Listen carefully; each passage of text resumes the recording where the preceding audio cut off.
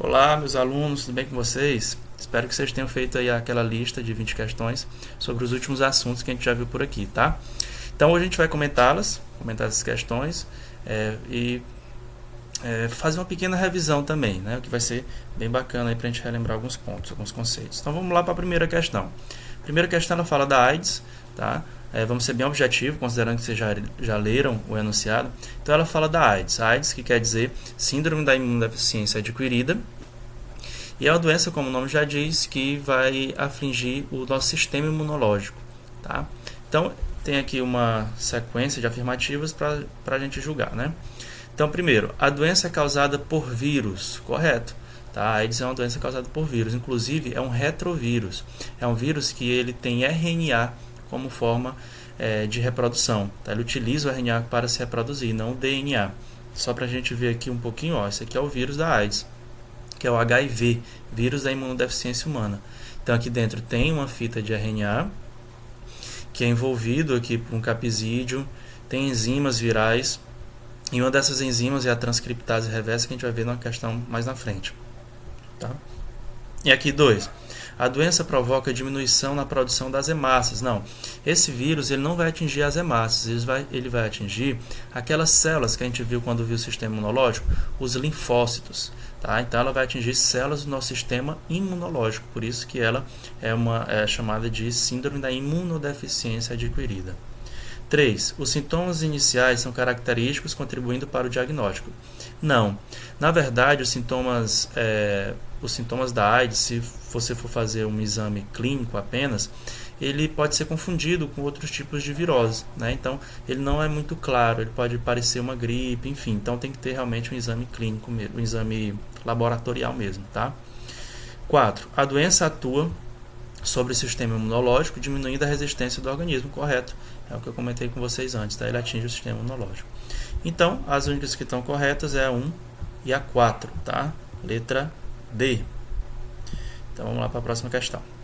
Próxima questão aqui ele fala de algo muito interessante, que são sobre os vírus que têm RNA. Então, os vírus de RNA de cadeia simples podem ser divididos em 3 tipos básicos, que são os de cadeia positiva, cadeia negativa e os retrovírus. O que é isso? Para a gente entender, eu trouxe essa imagem aqui, tá? Entender e relembrar, gente, né? Sempre considerando que isso aí foi um assunto que vocês já viram. Então, o que é um vírus de cadeia positiva, negativa e retrovírus, tá? Só para a gente relembrar aqui um ponto, que esse assunto aqui, molecular, biologia molecular, né? Que a gente vê lá no primeiro ano, tá? E também a gente revê no segundo ano, no terceiro, quando a gente fala de genética, a gente vê um pouquinho disso. Então, o que é isso? Ó? O DNA, ele é o molde para produzir proteína do nosso corpo. Mas para ele produzir essa proteína, tem que ter um intermediador. O intermediador é o RNA. No caso, é um RNA chamado de RNA mensageiro. Então, de uma forma bem simples e rápida, tá? Depois eu faço um vídeo explicando melhor esse processo. Então, o DNA ele vai produzir um RNA mensageiro com os moldes dele. E esse RNA mensageiro vai ser utilizado para produzir uma proteína, tá? Esse processo daqui para cá é chamado de transcrição e esse processo da RNA para cá é chamado de tradução, tá? Certo. E o que isso tem a ver com a cadeia positiva e negativa dos vírus? Os vírus que têm cadeia positiva, o RNA mensageiro, que é esse aqui, ele vai ser idêntico ao RNA viral. Vai ter a mesma sequência. Que sequência são essas? As sequências das bases nitrogenadas de um ácido nucleico. Lembra lá? Adenina, guanina, uracila. Então, essa sequência vai ser a mesma. Agora, um vírus de cadeia negativa, ele tem um RNA que serviu como molde para o RNA do vírus. Na verdade, o RNA do vírus serviu como molde para o RNA mensageiro. Então, eles não são iguais, eles são complementares. Por exemplo, se lá no RNA do vírus tem adenina, aí ele vai ter uracila. Se lá tem guanina, lá vai ter citosina. E assim por diante. Então, os vírus de cadeia positiva são idênticos ao RNA mensageiro e o RNA viral. E o de cadeia negativa, eles são complementares, tá? Tá, e o retrovírus, o que é? O retrovírus é aquele que tem uma transcriptase reversa. É aquele que precisa que ele tenha RNA, e do RNA ele vai se transformar em DNA. E para ele fazer esse percurso aqui, ó, esse percurso reverso, né, como o nome já diz, ele precisa de uma enzima chamada de transcriptase reversa. Mas também tem outra questão que a gente vai falar melhor disso lá na frente. Então vamos voltar aqui, ó. Os retrovírus contêm cadeias simples de RNA, certo? Enzima transcriptase reversa e produzem DNA, tendo como modelo o RNA viral. Corretíssimo, tá? Que a gente acabou de falar. Os vírus de cadeia negativa possuem RNA genômico com as mesmas sequências de base nitrogenase do RNA mensageiro. Não tem as mesmas sequências. Aí seria o conceito de vírus de cadeia positiva. O negativa, ele tem sequência complementar, tá? 3. Os vírus de cadeia positiva possuem RNA genômico com sequências de bases nitrogenadas complementares ao RNA mensageiro formado. Não, esse é o conceito negativo, tá? A questão, ela trocou aí. E o 4, o retrovírus contém uma cadeia de RNA dupla hélice. Não, dupla hélice não. Lembra que dupla hélice é só o DNA, tá? Que é aquela dupla fita, chamada de helicoidal também. O RNA é uma fita simples, certo? Então, isso também está errado. Então, a única alternativa correta aí é a 1, tá? Então, letra C. Vamos lá para a próxima. Próxima aí, ó, uma questão muito simples. Das doenças abaixo, a que não é causada por vírus é síndrome da imunodeficiência adquirida, isso é um vírus, isso é a AIDS, né? Dengue, viral também, tem como vetor mosquito, um deles o Aedes aegypti. Tétano é causada por uma bactéria, tá? Então a resposta correta aí é tétano. O nome dessa bactéria é a Clostridium tetani. Inclusive é uma bactéria anaeróbica obrigatória, certo? Bom, D, influenza é a gripe, e raiva também é causada por vírus, tá? Que a gente pode adquirir aí na mordida de mamíferos, principalmente domésticos. Tá, então questão bem simples, né? Então só tétano que não é causada por vírus, é causada por bactéria. Vamos lá. Bom, aqui ele fala de vacina, né? Fala da vacina antirrábica. Lembrando, gente, que a vacina antirrábica ela é chamada assim, não é porque o cachorro e o gato tem rabo, não. Ela é chamada assim porque o nome do vírus, da família do vírus, são dos rabidovírus, tá? Por isso que é chamado de antirrábica. A Vigilância Sanitária promove ao longo do ano campanha para vacinação antirrábica de cães e gatos. Nessa campanha, as pessoas são vacinadas por quê? Então, por que as pessoas não são vacinadas, né? Por que se a gente consegue contrair raiva, por que a gente não é vacinado contra a raiva? Só os nossos cães. Então, letra A. Com os animais vacinados, é menor a probabilidade dos humanos contraírem a doença. Pronto, já temos nossa alternativa correta, letra A. Nós vacinamos cães e gatos porque eles são mais fáceis de transmitir para os humanos, né? Um humano é difícil transmitir para outro humano a raiva.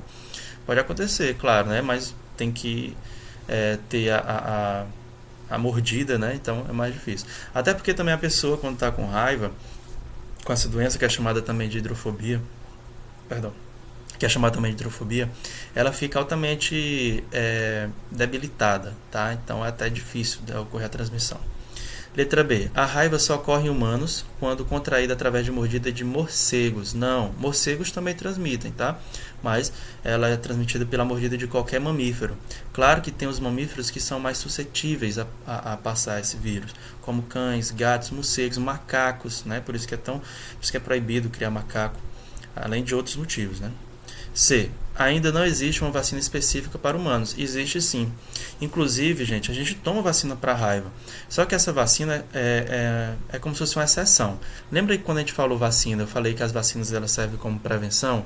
Mas a raiva a gente pode tomar quando a gente é exposto ao vírus, em uma mordida, por exemplo. Por quê?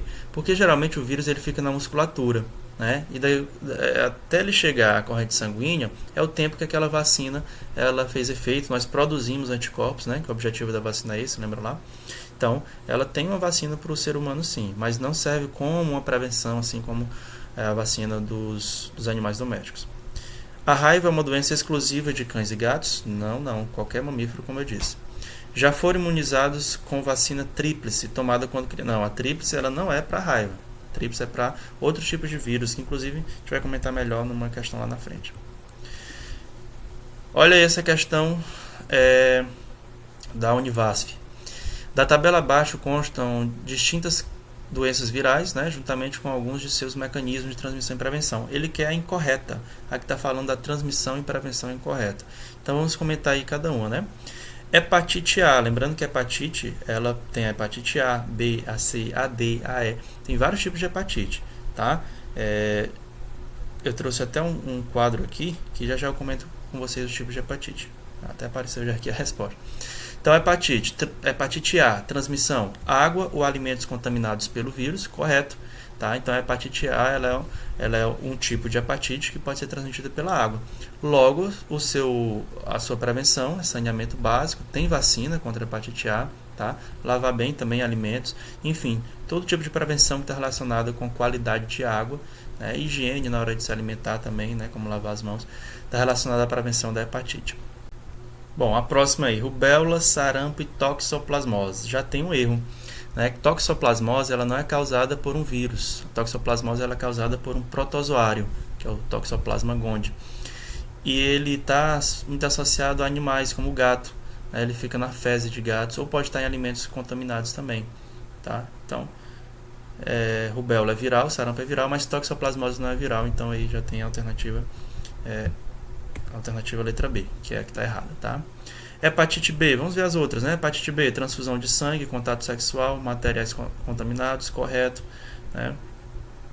Dengue, febre amarela urbana, picada de mosquito Aedes aegypti, correto. E raiva, mordedura de animais, principalmente cães, né? Gatos infectados pelo vírus, correto. Então a que estava errada era a letra B. Bom, essa próxima questão falando também aí do HIV, da AIDS. E ele quer saber o seguinte, sobre, dentre as características biológicas citadas a seguir, a única que pode ser encontrada no vírus da AIDS é... Opa, já está aparecendo aqui a resposta. Bom, e essa próxima questão ela fala sobre o HIV. Aí ela quer saber, dentre as características biológicas citadas a seguir, a única que pode ser encontrada no vírus da AIDS é... Tá? Letra A, parede celular formada por substâncias multicomplexas. Não tem parede celular, tá? Lembrando que a gente está falando de vírus.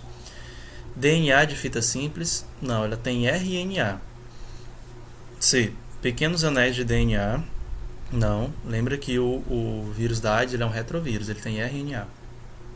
Membrana externa lipoproteica. Não tem membrana, a gente não está falando de células, nós estamos falando de um vírus. E letra E, enzima especial, a transcriptase reversa para produzir DNA. Correto. Tá? Então, letra E.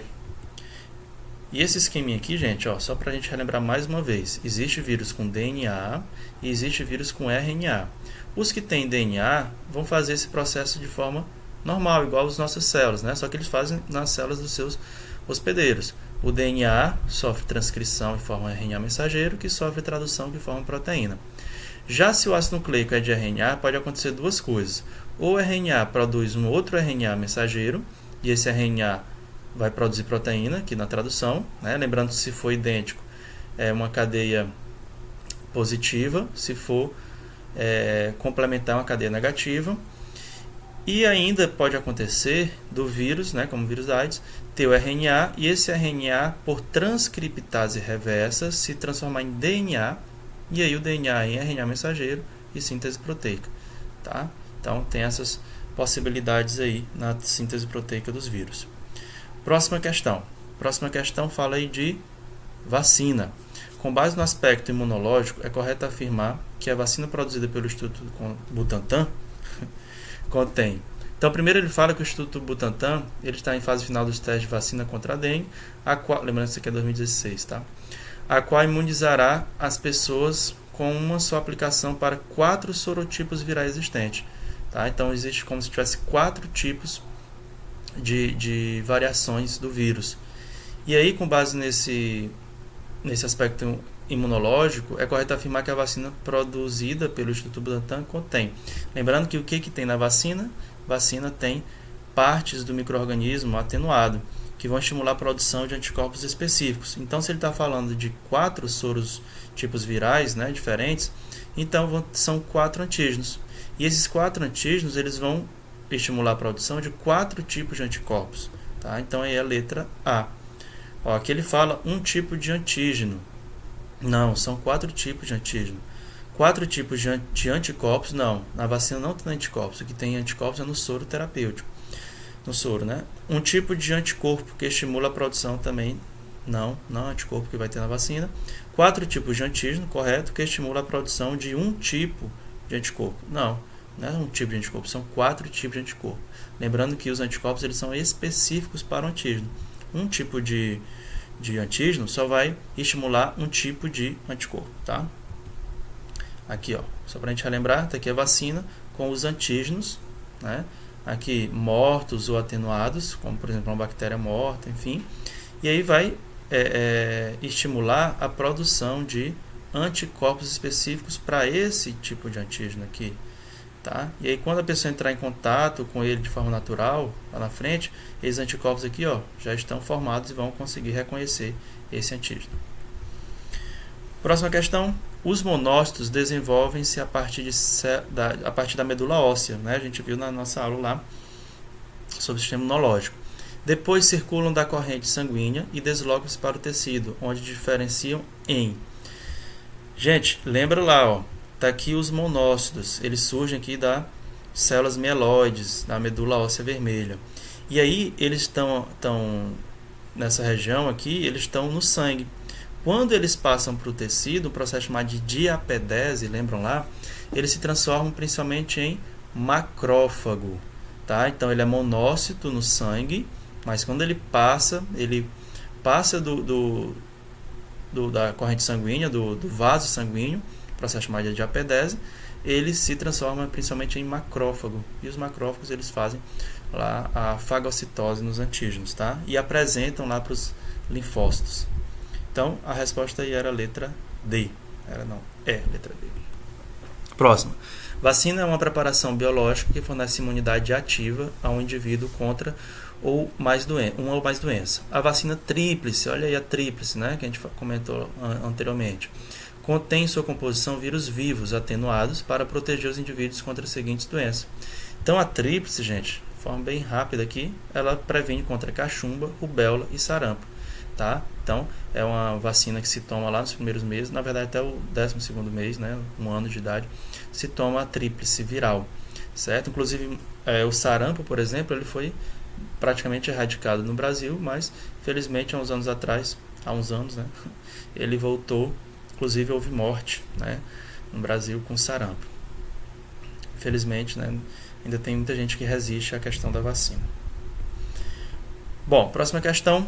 A próxima questão ele também fala da vacina, né, um aspecto histórico da vacina, né, onde Edward Jenner ele inoculou em um menino de 8 anos pus extraído de ferida de vaca contaminada com o vírus da varíola. Então ele pegou pus de uma ferida de uma vaca que estava contaminada com varíola e inoculou numa criança, né, de 8 anos. Claro que hoje isso seria impossível por questões éticas, né?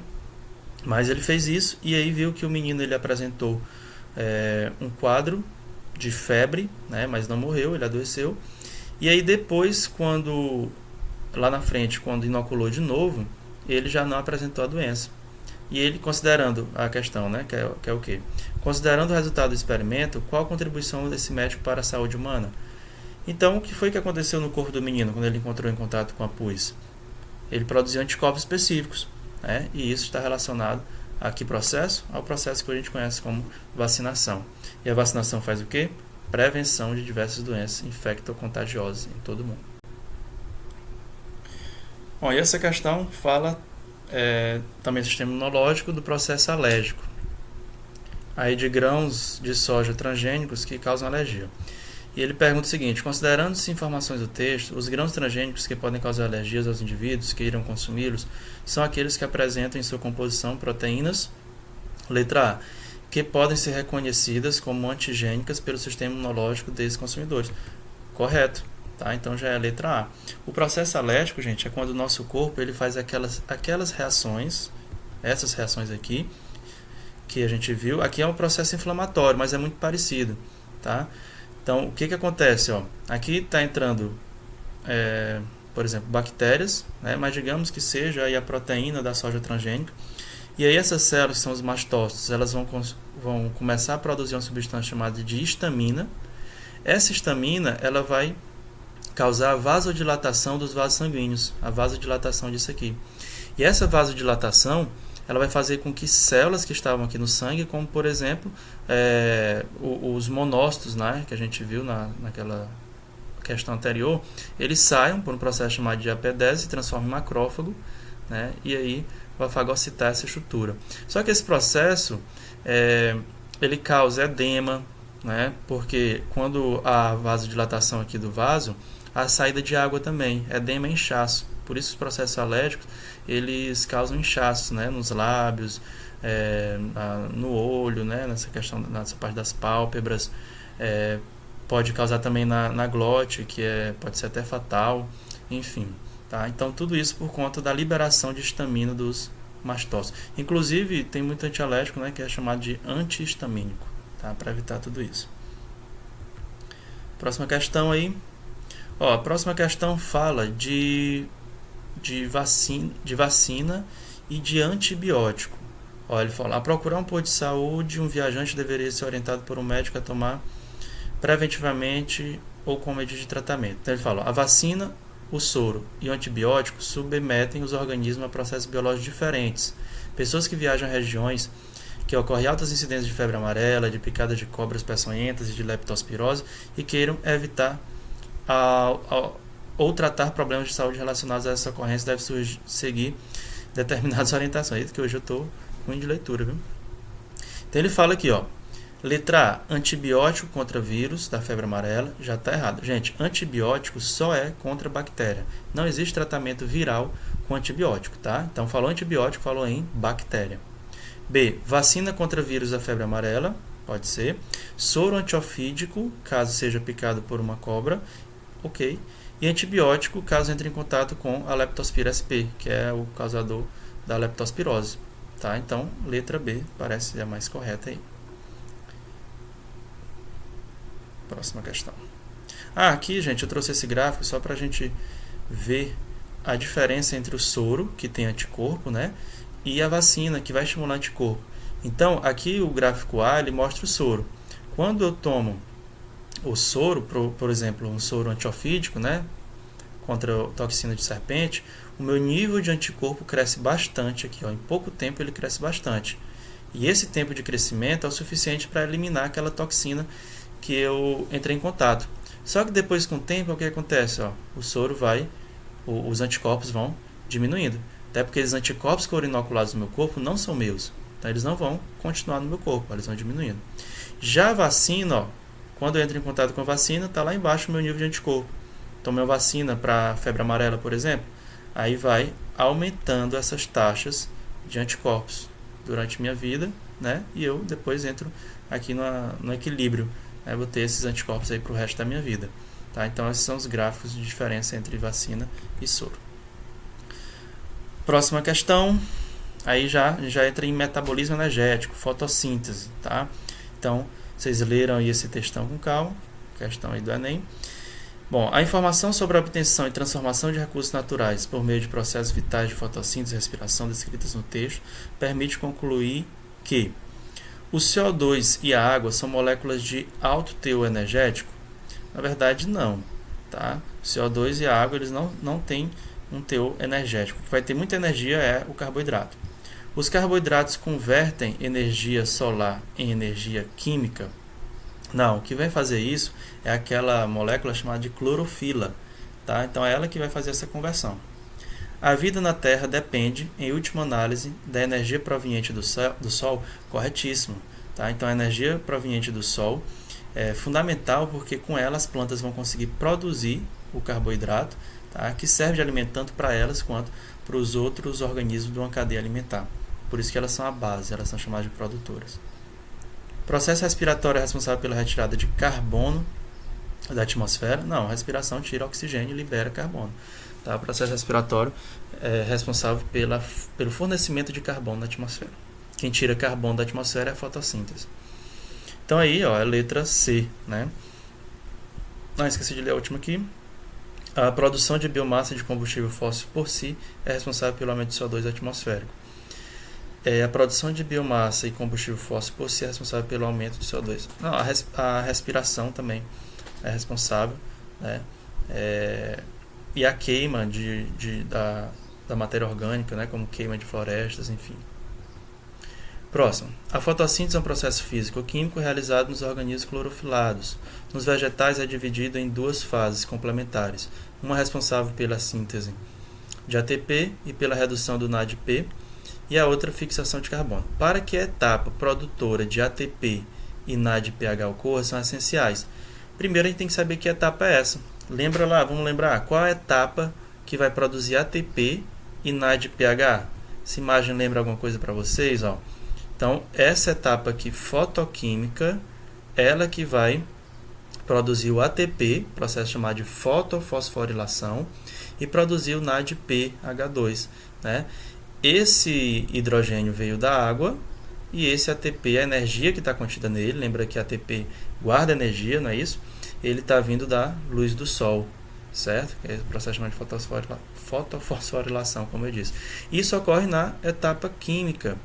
E ele quer saber, a questão quer saber, ó, para que essa etapa produtora de ATP e NADPH, que é a fotoquímica, ocorra, são essenciais. Então, o que é essencial para que a etapa fotoquímica, ocorra? Luz e água, né? Então, letra C, radiação luminosa e água. Gente, não esqueçam desse esquema aqui, tá? Quando a gente falar de fotossíntese, esse esquema aqui é essencial. Saber quais são os produtos e os reagentes de cada fase. Lembrar que esse oxigênio está vindo aqui da água, tá? Que a glicose é produzida aqui na segunda etapa. A etapa química que ocorre no estroma. Enfim, não esqueçam disso. Próxima questão. A próxima questão foi um experimento de Jean-Baptiste Van Helmont, que fez uma experiência, né, ele plantou um salgueiro que pesava 2,5 kg e tinha 100 kg de terra seca. Depois de um tempo, né, após 5 anos, ele pesou novamente a terra seca e ainda tinha 100 kg, mas o salgueiro agora tinha 80 kg. Então, a terra permaneceu com a mesma quantidade de matéria, mas a planta ela aumentou consideravelmente, né, de 2,5 kg para 80 kg, né? Então ele quer saber, os resultados do experimento permitem confrontar a interpretação equivocada do senso comum de que as plantas...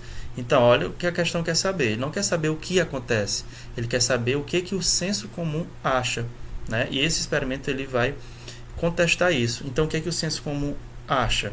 Que, geralmente, as plantas elas absorvem a matéria orgânica do solo, né? Pelas raízes. Acham que as raízes vão absorver o carboidrato, as proteínas, mas não. Tá? As raízes vão absorver água e sais minerais somente. Tá? O carboidrato vai ser produzido pela planta. É por isso que nesse experimento aí, continuou com a mesma quantidade de matéria, 100 kg, antes e depois. Se ela consumisse a matéria orgânica da terra, ia diminuir aquela quantidade, não seria mais 100 kg depois de 5 anos. Tá? Então aí a letra C. Absorve a matéria orgânica do solo. Próxima, Enem, questão bem simples. Ó. No esquema representado, o processo identificado pelo número 2 é realizado por... Então, quem que realiza isso aqui? Ó? Transforma CO2 em C6H12O6, que é a glicose. Antes, vamos ver aqui, ó, a fotossíntese. Vamos ver o processo de fotossíntese. Então, ó, CO2 mais água está formando glicose, oxigênio e água. Essa é a equação da fotossíntese, que está transformando basicamente o CO2 em glicose. Tá? Inclusive, a produção da glicose ocorre na fase química. Então, quem é que faz isso? Fotossíntese? Seres herbívoros? Não. Fungos fermentadores? Não. Bactérias heterótrofas? Também não. Organismos produtores? Tá? Micro-organismos decompositores? Também não. Então, os organismos produtores, gente, quem são os produtores? São a base da cadeia alimentar, tá? A base. Nós chamamos esse nível trófico aqui de produtores, tá? E o que vem acima deles são consumidores. E essa pirâmide da cadeia alimentar tá bem infantilzinha, né? Mas, olha aqui o coelhinho e tal. Mas deu para entender, né? Então vamos lá, próxima questão. Pesquisadores conseguiram estimular a absorção de energia luminosa em plantas graças ao uso de nanotubos de carbono. Esses nanotubos, gente, eles vão facilitar a absorção da luz, tá? Basicamente é isso. Aí ele quer: o aumento da eficiência fotossintética ocorreu pelo fato dos nanotubos de carbono promoverem diretamente o que? A absorção de fótons, letra B. Tá? Então ele vai absorver fótons. Lembrando que quem faz isso naturalmente são os pigmentos, né? Como por exemplo a clorofila. 18. A maioria dos seres vivos atuais obtém energia por meio da respiração celular, também chamada de respiração aeróbica, por meio de oxigênio atmosférico. Esse tipo de respiração compõe-se em 3 etapas. Olha aí, gente, aquelas 3 etapas. Quais são elas? Glicólise, ciclo de Krebs e cadeia respiratória, ou cadeia transportadora de elétrons, tá? E ele quer saber basicamente onde acontece. Veja que essa questão é bem simples, que ele só fala mitocôndria, não fala crista mitocondrial, não fala matriz, mas a gente vai ver tudo isso aí, tá? Lembrando que, na verdade a gente já viu, né? A gente vai só revisar. A glicose ocorre onde? No citosol, ou citoplasma. Ciclo de Krebs, mitocôndria, na matriz da mitocôndria. E a cadeia respiratória também na mitocôndria, só que é na crista da mitocôndria, letra A. Só para a gente lembrar aqui, ó. Glicólise ocorre fora da mitocôndria, aqui no citosol. Ciclo de Krebs ocorre aqui na matriz da mitocôndria. E a cadeia respiratória ocorre aqui na crista da mitocôndria, tá? Na crista. Então, glicose, ciclo de Krebs, cadeia respiratória. 19 e penúltima questão. Analise as afirmativas abaixo do processo de metabolismo energético. Então, gente, ó, fermentação é uma respiração aeróbica e respiração anaeróbica são processos de degradação das moléculas orgânicas em compostos mais simples, liberando energia. Naquela última aula que eu falei de metabolismo energético, a gente falou só de respiração aeróbica e fotossíntese, a gente não falou de fermentação.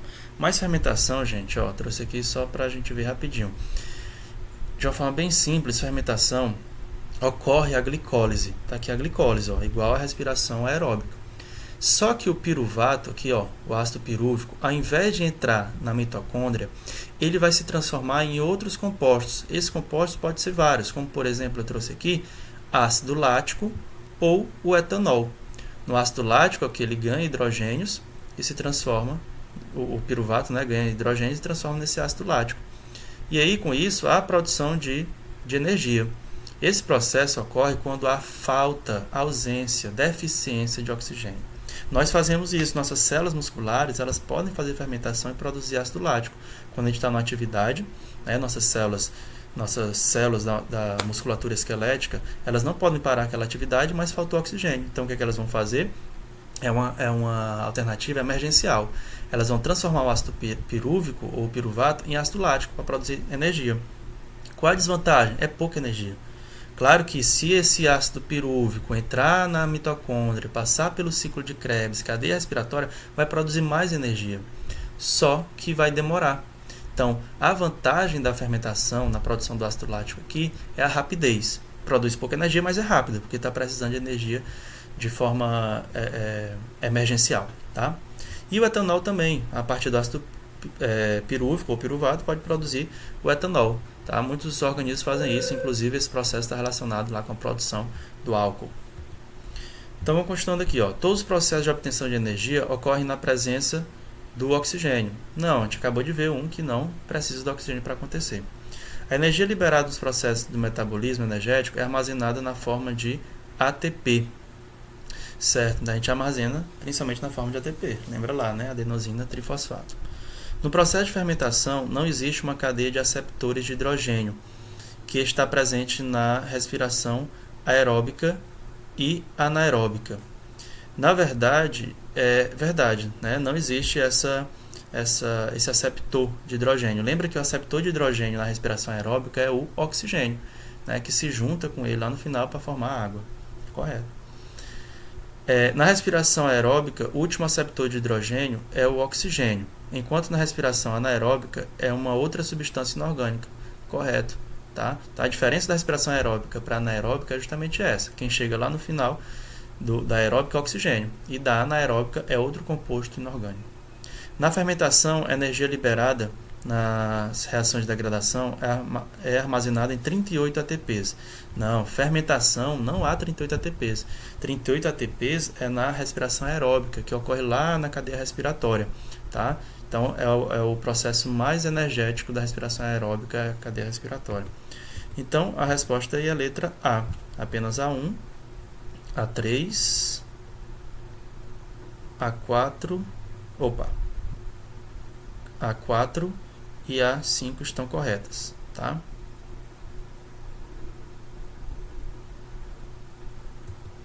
E a última questão: em uma situação experimental, camundongos respiraram ar contendo gás oxigênio constituído pelo isótopo 18. Esse isótopo, gente, é um marcador, tá? Ele passa pelo processo respiratório e marca aquilo. A análise de células desses animais deverá detectar a presença de isótopo primeiramente. Os camundongos respiraram ar contendo oxigênio com esse isótopo. Então a gente tem que saber o quê? Para onde vai esse oxigênio? Em que esse oxigênio se transforma na respiração? E a gente sabe que esse oxigênio ele é o aceptor final de hidrogênio para formar quem? A água. Tá? Lembra lá na cadeia respiratória a gente viu isso. No final, o oxigênio se juntar com o hidrogênio para formar água. Então aí a resposta, letra E. Gente, espero ter esclarecido muita coisa, né, nessas questões. Foi muito bacana para a gente rever alguns pontos e comentar aí as principais questões que já caíram no Enem e outros vestibulares. E continue estudando, certo? Postarei outro vídeo essa semana com outro assunto. Tá bom? Então, até mais e grande abraço.